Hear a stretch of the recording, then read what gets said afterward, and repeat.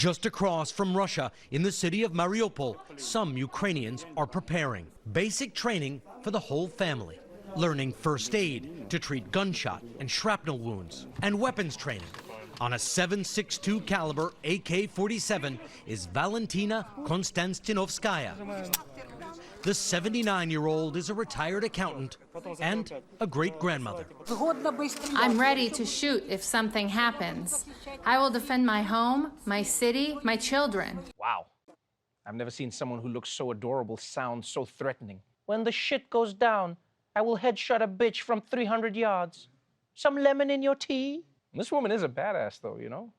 Actually, if you ask me, I think this is a brilliant deterrent to have grannies on the front lines. No, think about it, right? If you're part of the elite Russian invasion squad, there's no way in hell you want to get taken down by a 79-year-old woman. I mean, if that happens, they're probably going to have to make something up to tell your family. I'm sorry to say your son was killed by very strong young men. Definitely not old woman who learned to use gun 4 days ago.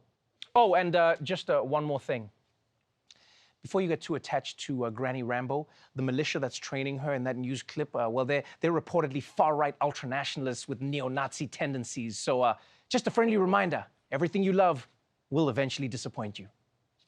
But let's move on, because while Russia is threatening to violate Ukraine's sovereignty, they're already violating the rules of the Olympics. And it's causing a huge controversy in the world of figure skating.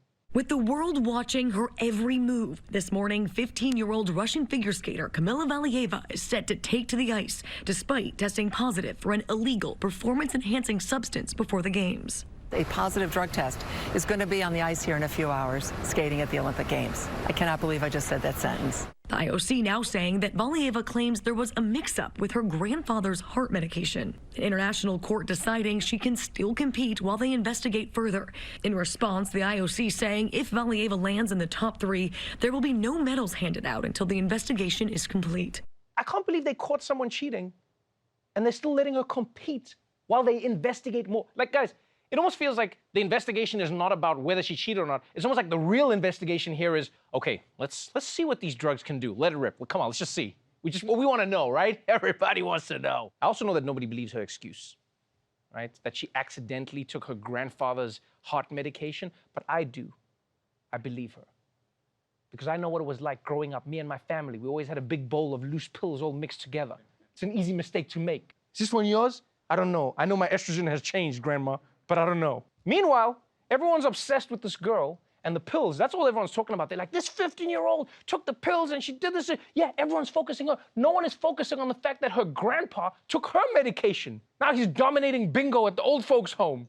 I will say, you know, like, one of the things that shocked me about this story is that I've always pictured performance-enhancing drugs and steroids for things that you need, like, power for. Do you know what I mean? Like extreme power, sprinting, lifting. Brrr!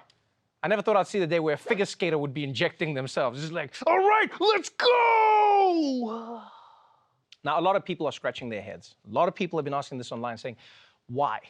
Why is it that this Russian skater is still being allowed to compete in the Olympics when Sha'Carri Richardson, remember her? She was kicked out of the Olympics after she smoked weed. Yeah, but apparently the reason for this, and I just found this out, is that one difference is that if you're a minor in sports and you get caught doping, they give you more leeway because you're young and you're impressionable and you may not be in control of what you're putting into your body. Yeah, I didn't know that. That's a pretty big loophole in the anti-doping rules. Like, I'm not saying Russia had this minor take steroids on purpose because they knew she wouldn't get in trouble, but if they did do it on purpose, I mean, you gotta admit, that's a pretty slick move, you know? It's the same reason drug dealers put kids out on the corner. You're like, shit, the worst thing you get is juvie. Come on, man. But again, I'm not saying that Russia did this on purpose. I'm not saying that. I'm just saying don't be shocked when later this week they use 15-year-olds to invade Ukraine.